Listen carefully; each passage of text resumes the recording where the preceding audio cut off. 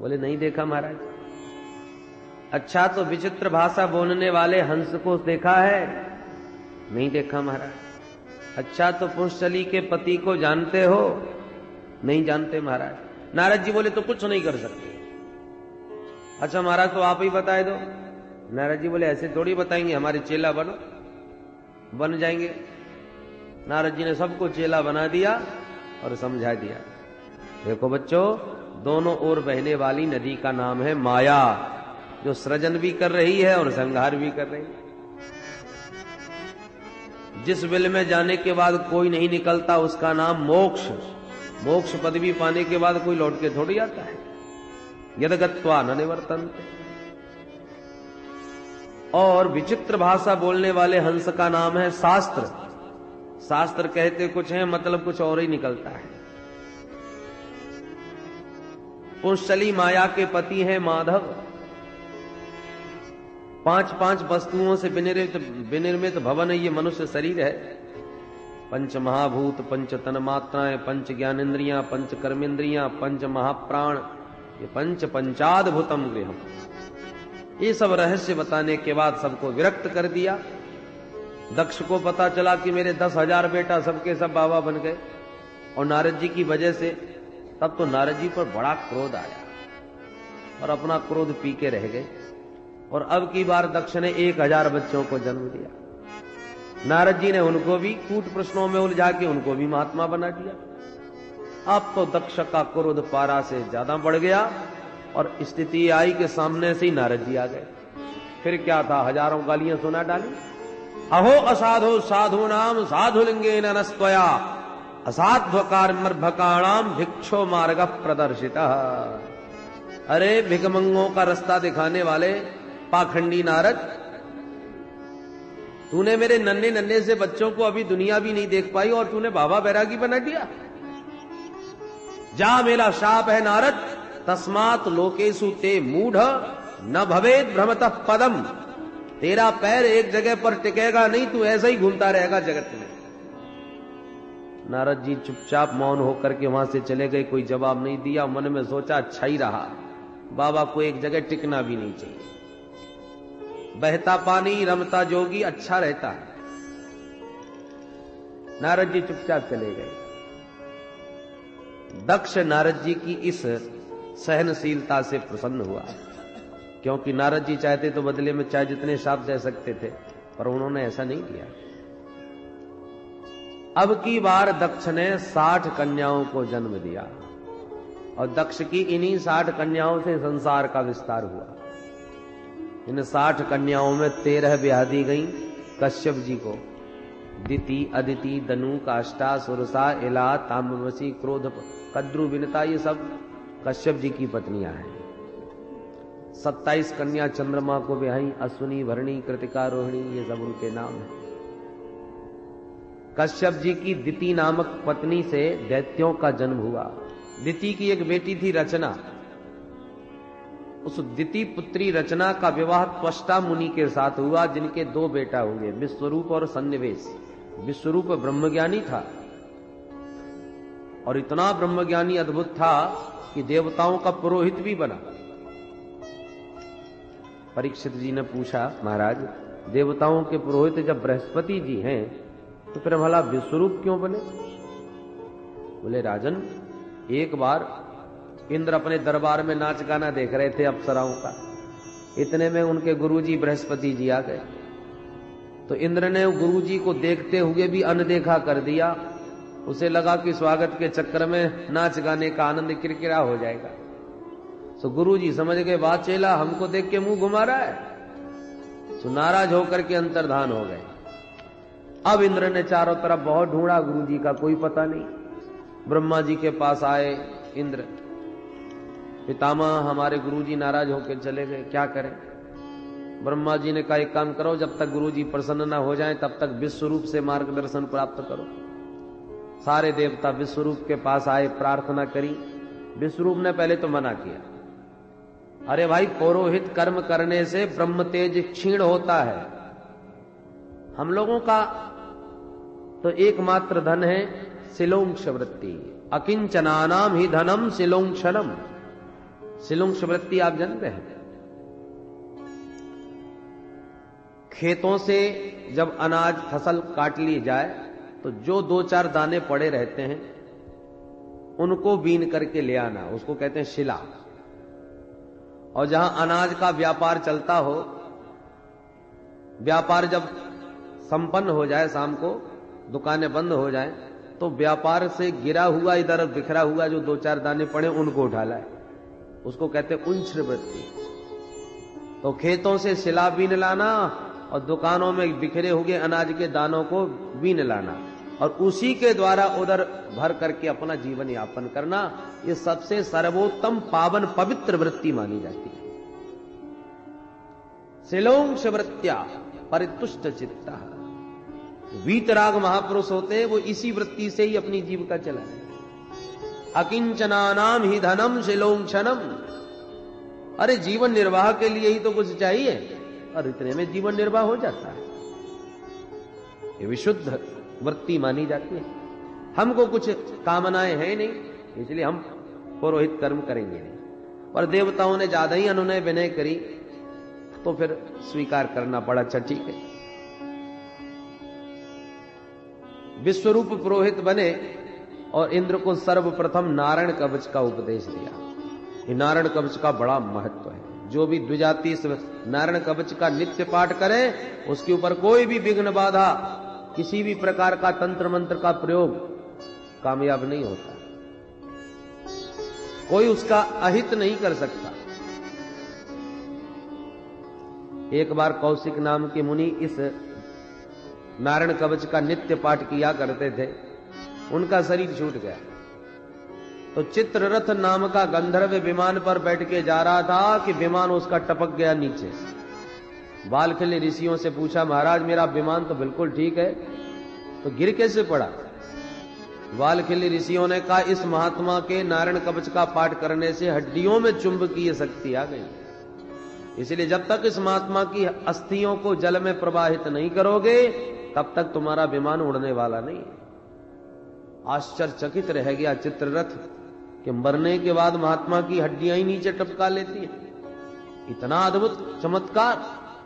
बालखिल्य वचनात् अस्थिन्यादाय विस्मिता। आश्चर्यचकित रह गया। परंतु अब विश्वरूप ने बड़ा भारी यज्ञ करवाया देवताओं की शक्ति बढ़ाने के लिए।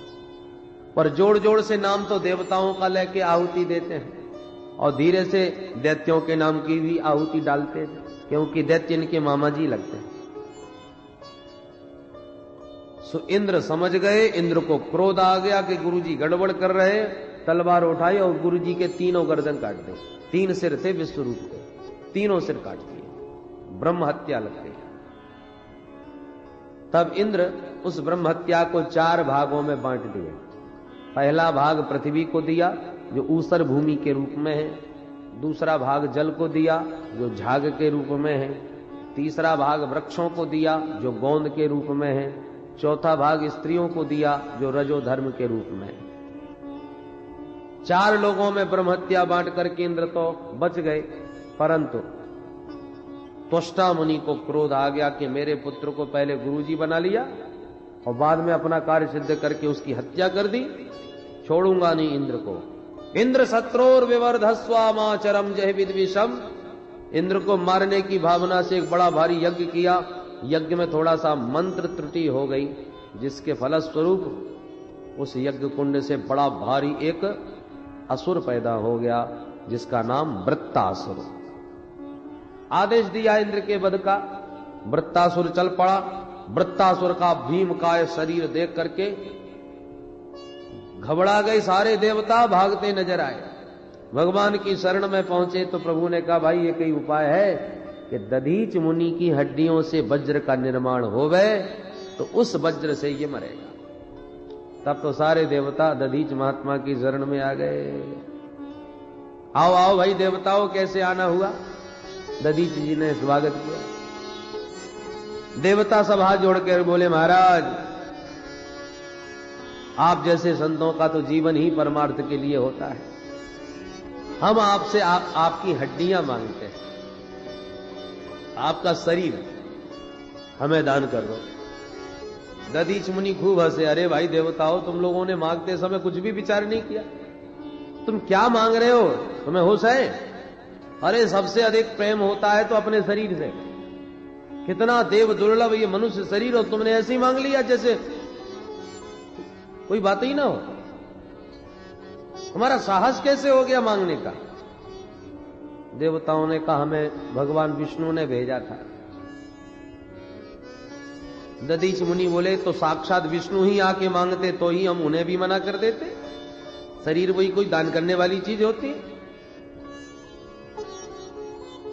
देवताओं ने कहा, भगवान यदि मांगने वाला देने वाले की पीड़ा पर ध्यान देगा तो फिर मांगने की हिम्मत ही नहीं पड़ेगी, और देने वाला भी मांगने वाली की परिस्थिति पर विचार करे तो वो मना भी नहीं करेगा। दधीच मुनि प्रसन्न हो गए। अरे देवताओं, मैं तो तुमसे थोड़ा परमार्थ का उपदेश सुनना चाहता था, इसलिए मना किया। मैं जानता हूं अच्छी तरह कि ये अनित्य शरीर है, आज नहीं तो कल शरीर तो छोड़ना पड़ता है, ये मरण धर्म है। पर मेरा शरीर तुम्हारे काम आवे, उससे समाज का देश का हित हो गए, इससे बढ़िया और क्या बात होगी। यूं कह के महात्मा ध्यान मग्न बैठ गए। उनके शरीर में खाद्य पदार्थ लगा दिया गया। गायों ने चाटते चाटते हड्डियों के अलावा सब कुछ चाट लिया। तब विश्वकर्मा ने सुंदर वज्र का निर्माण उन हड्डियों से किया, और वो वज्र लेकर के जैसे ही वृत्तासुर से युद्ध करने इंद्र सामने आए तो वृत्तासुर को उस वज्र में साक्षात हरि का दर्शन होने लगा। वज्र हाथ में लिए इंद्र को देख करके वृत्तासुर बोला, आज मेरा बड़ा सौभाग्य है इंद्र, जो कम से कम तू मेरे सामने आके टिका तो सही, तू भगा ही जाता है। दिष्ट्या भवान में समवस्थितो रिपुर यो ब्रह्महा गुरुहा भ्रातृहा च। तू ब्रह्म हत्यारा है, गुरु हत्यारा है, मेरे भाई का हत्यारा है। आज तुझे मार करके मैं सबका दंड तुझे दूंगा। पर वज्र की ओर देख करके बोला, प्रभो मेरी तो बस एक ही इच्छा है। अब देखिए अचानक वृत्तासुर की भावना बदल गई। वज्र में बिहारी जी नजर आने लगे। प्रत्यक्ष हरि का दर्शन करके 4 श्लोकों में बड़ी भावपूर्ण वृत्तासुर ने स्तुति करी, और इन 4 श्लोकों में धर्म अर्थ काम मोक्ष 4 पुरुषार्थ मांगे। पर वैष्णवों का धर्म क्या है? अहम हरे तब पादैक मूल दासानुदासो भवितास्मि भूय मन स्मरेता सुपतेर्गुणास्ते गृणीत कर्म करो तुकाय। हे प्रभु, मैं आपका दास भले ही न बन सकूं, इतनी योग्यता मुझ में पात्रता नहीं है, पर अहम हरे तब पादैक मूल दासानुदास। जिन महापुरुषों को आपके चरण ही एकमात्र मूलाधार जिनके बन गए हैं, आपके चरणों के अलावा जिनकी कोई गति और रति नहीं, ऐसे उन संतों का दास बन करके रहूं। दासानुदास, अपना दास न बनाइए पर अपने दासानुदास तो बना लीजिए। आप बिजली का तार पकड़ लीजिए तो भयंकर करंट लगेगा, और जिसको करंट लगा हो बड़ा भयंकर, उसका कोई पैर पकड़ ले या उसको कोई झूले तो उसको और जबरदस्त लगता है। जिसको करंट लगा हो उसको पकड़ने वाले को भी जबरदस्त करंट लगता है। उसी प्रकार परमात्मा तो हमें दिख नहीं रहे, परमात्मा तक पहुंचने की हमारी गति नहीं, तो जो परमात्मा को पकड़े बैठे हैं उन संतों को पकड़ लो, तो मैं भी उनकी कृपा का वही करंट प्राप्त होगा। भगवान के चरणों की कृपा जो संतों को प्राप्त हो रही है, ऐसे संतों के चरणों को पकड़ लो तो आपको भी निश्चित वही कृपा प्राप्त हो। इसलिए कहता महाराज मुझे तो दासानुदास बना लो। हे अशुपते, हे प्राणनाथ, मेरी तो एक ही प्रार्थना है कि मन स्मरेता, मेरा मन सदा आपका स्मरण करे। गृणीत वाक्, मेरी ये वाणी है सदा आपकी महिमा का, गुण गणों का गायन करती रहे। और कर्म करो तो काया, इस काया से, इस शरीर से सदा आपकी सेवा का कर्म करता रहो। वैष्णवों का यही परम धर्म है। अब अर्थ कौन सा चाहिए? बोले न नाक पृष्ठम न च पारमेष्यम न सार्वभौमम न रसाधिपत्यम न योग सिद्धिर पुनर्भवम वा समंजसत्वा विरहय्यकांक्षे समंजसत्वा विरहय्यकांक्षे। हे समंजस, निखिल सौभाग्य निधे प्रभो, मुझे न स्वर्ग चाहिए, न मोक्ष चाहिए, न सार्वभौम पदवी चाहिए, न योग सिद्धि चाहिए, तो फिर क्या चाहिए? आपका विरह चाहिए, आपका स्मरण चाहिए। आपकी स्मृतियों के खजाने में ही मैं मस्त रहना चाहता हूं, सदा आपको याद करता रहूं। और वैष्णवों का खजाना एक ही है, भगवान की स्मृति। विपत विस्मरणम विष्णु संपन्नारायण स्मृति। भगवान की स्मृति ही वैष्णवों की परम संपत्ति है। यही उनका अर्थ है। धर्म, अर्थ, काम। इच्छा क्या है? कामना क्या है? बोले प्रभु आपको ऐसे याद करूं जैसे, 3 दृष्टांत दिए। अजात पक्षा एव मातरंखगा स्तन्यम यथा वत्सतरा क्षुधार्ता प्रियम प्रियैव विश्रुतम विषन्ना मनोरविंदाक्ष दृदक्षते त्वाम्। हे अरविंदाक्ष, कितने सुंदर सुंदर संबोधन कर रहा है। हे कमल नयन प्रभो, जैसे पंख रहित नन्हा सा पक्षी का बच्चा, अभी पंख निकले ही नहीं बेचारे के, अब वो घोंसले में बैठा बैठा जैसे उल्लू बिल्ली आदि के भय से अपनी मां को याद करता रहता है। चिड़िया उड़ जाए तो बच्चा अपने को असुरक्षित अनुभव करता है, डरा हुआ रहता है कि कब मेरी मां आ जाए, कब मेरी मां आ जाए।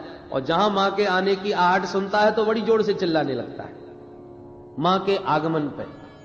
तो जैसे वो निरंतर अपनी मां का चिंतन करता है, ऐसे ही मैं आपका चिंतन करूं। भगवान बोले ये स्वार्थ का चिंतन है, डर लग रहा है इसलिए मां को याद कर रहा है। तो दूसरा दृष्टांत दिया, स्तन्यम यथा वत्सतरा क्षुधार्ता। वन में घास चरने के लिए गई हुई गौ माता का जैसे घर में नन्हा सा बछड़ा स्मरण करता रहता है। स्तन्यम माने जो मां के दूध पर ही निर्भर है, अभी बाहर की वस्तुओं को नहीं खाता। वह क्षुधातुर वृषभ, नन्हा सा बछड़ा, भूख में विकल, जहां सूर्यास्त होते देखा कि मां के आगमन का समय हो गया, यह जानकर के रमाने लगता है, रस्सी तोड़ने की चेष्टा करता है, छटपटाने लगता है मां से मिलने के लिए। वत्सतरा क्षुधार्ता, ऐसी मैं छटपटाऊं आपसे मिलने को। भगवान बोले यहां पर भी स्वार्थ, ये भूख का भजन हो रहा है। गौ माता आकर के जब चकाचक दूध पिला देती है, फिर वो तड़प नहीं रह जाती बछड़े में। तब तीसरा दृष्टांत देता है, प्रियम प्रियैव विश्रुतम विषण्णा। जैसे परदेश गए हुए प्रियतम का उसकी प्रिया घर में बैठी बैठी प्रतिपल स्मरण करती है, ध्यान करती है। एक कन्या का विवाह हुआ, पढ़ी लिखी बिल्कुल नहीं, कुछ ही दिनों में उसकी अत्यंत रति अपने पति से हो गई। पर जब कुछ दिनों के बाद पति परदेश जाने लगे तो बेचारी रोने लगी, घबराने लगी। पतिदेव ने कहा देवी चिंता न करो, मैं मात्र 10 दिन के लिए जा रहा हूं, 10 दिन बाद लौट आऊंगा। वो देवी बोली महाराज जी 10 दिन कितने होते हैं? वो बिल्कुल भी पढ़ी लिखी नहीं। पति को लगा अब कैसे समझाऊं इसे, तो उसने दीवार पर 10 लाइन खींच दी। देखो सवेरे उठते ही 1 लाइन मिटा दिया करो, और जिस दिन ये सारी लाइनें मिट जाएंगी उसी दिन मैं आ जाऊंगा। उस भोली बाली को ये समझ में बात आ गई। पतिदेव लाइन खींच के चले गए। अब बेचारी जगते ही सबसे पहले दौड़ के वो लाइन मिटाती है और प्रसन्न हो जाती है, इतनी लाइन कम हो गई, आज ये लाइन कम हो गई, बस अब 2 लाइन और बची हैं। तो ज्यों-ज्यों लाइनें कम होती जाती हैं, त्यों तो उसकी उमंग बढ़ती जाती है मिलने की। और जब एक लाइन बची तब तो उसका धैर्य ही खोने लगा। और जिस दिन उसने अंतिम लाइन को मिटाया, उस दिन तो उसका एक एक पल काटना मुश्किल हो गया। जहां आहट होती है कि भागती है दरवाजे की ओर। तो जैसे प्रतिपल उसकी एक विकलता बढ़ती जाती है अपने प्रियतम से मिलने की, ऐसे ही प्रतिक्षण प्रतिपल मैं आपसे मिलने के लिए लालायित रहूं। प्रियम प्रियैव विश्रुतम विषण्णा मनोरविंदाक्ष दृदक्षते त्वाम। ऐसी आपसे मिलने, आपको देखने की उत्कंठा मेरे मन में जगे। भगवान को यह दृष्टांत उपयुक्त लगा। वैष्णवों का यही कामना, यही इच्छाएं होती हैं। अब अंतिम पुरुषार्थ मोक्ष। वृत्तासुर कहता है जन्म मरण छूट जाए ऐसा मोक्ष मुझे नहीं चाहिए। मैं तो कहता हूं कर्मानुसार चाहे जितने मेरे जन्म हो, चाहे जितनी बार मरूं, उसकी चिंता नहीं है। तो फिर क्या चाहते हो? बोले ममोत्तम श्लोक जनेषु संख्यम, ममोत्तम श्लोक जनेषु सख्यम, संसार चक्रे भ्रमत स्वकर्म भी, तन्माययात्मात्मज दारगे स्वासक्त चित्तस्य नाथ भूयात्। जन्म मरण चाहे जितने हो, पर हर जन्म में उत्तम श्लोक जनेषु सख्यम, जिनकी आपके चरणों में अत्यंत रति प्रीति है, ऐसे आपके रसिक भक्तों का हर जन्म में संग मिलता रहे, उन्हीं का सानिध्य मिलता रहे। आपकी माया में मोहित चित्त वाले, संसार के स्त्री पुत्रादिकों में रति करने वाले संसारियों का संग कभी ना मिलेगा। बस यही मेरी मुक्ति है, यही हमारा मोक्ष है। वृत्तासुर ने इस प्रकार बड़ा भावपूर्ण स्तवन किया। गदगद हो गए इंद्र तो सुन के। अहो दानव सिद्धोसी यस्यते मतिरीदृशी। दानवराज तुम तो सचमुच धन्य हो जो रणभूमि में ऐसे पावन विचार तुम्हारे बने हुए। और अचानक वृत्तासुर का आसुरी भाव जागृत हो गया। इंद्र सावधान, मेरे प्रहार को स्वीकार करो। और इंद्र को सावधान करके घुमा करके एक मुक्का हाथी के माथे पर जड़ दिया। हाथी मूर्छित होकर गिर पड़ा। इंद्र के हाथ का वज्र छूट गया। अब इंद्र को वज्र उठाने में बड़ी शर्म लगे। वृत्तासुर खड़े होकर के कहता है, अरे इंद्र चुपचाप वज्र उठा लो, क्योंकि इसके बिना मैं मरने वाला नहीं हूं। ऐसी धर्मनिष्ठा देख करके इंद्र बड़े लज्जित हुए और अंत में वज्र उठा ही लिया। हाथी पर हाथ फेर करके स्वस्थ किया। पुनः सावधान हुए युद्ध के लिए। दोबारा प्रहार करने के लिए वृत्तासुर बढ़ा तो अपने वज्र से तुरंत वृत्तासुर का हाथ काट दिया। दूसरी भुजा का मुष्टिका प्रहार करने लगा तो दूसरी भुजा को भी काट दिया। अब तो दोनों हाथों से रहे तो बड़ा विकराल लगने लगा। अब की बार वृत्तासुर मुंह फाड़ के पूरे वेग से दौड़ा और जब तक इंद्र कुछ कर पाते तब तक मुंह में धर के इंद्र को ही गटक गया। देवताओं में हाहाकार मच गया, अरे ये तो इंद्र का ही नाश्ता कर गया। और वृत्तासुर के पेट में इंद्र, चूंकि वज्र हाथ में था, नारायण कवच का बल था, इसलिए मरे नहीं। और पेट में जाकर के उसकी कुक्षी का भेदन करने लगे, उसका पेट फाड़ने लगे वज्र से। फाड़ते फाड़ते 1 साल के बाद पेट फाड़ के बाहर निकल पाए, तब वृत्तासुर का अंत हुआ। बोल वृंदावन बिहारी लाल की। परीक्षित ने पूछा, भगवान आखिर के वृत्तासुर में ये जो भगवत भक्ति का संस्कार था, भगवान की स्तुति रणभूमि में करी, ये संस्कार इसमें कहां से आ गए? सुखदेव जी कहते, सुनो, ये वृत्तासुर पूर्व जन्म का चित्रकेतु नाम का राजा था। लाखों रानियां थीं पर संतान एक भी नहीं।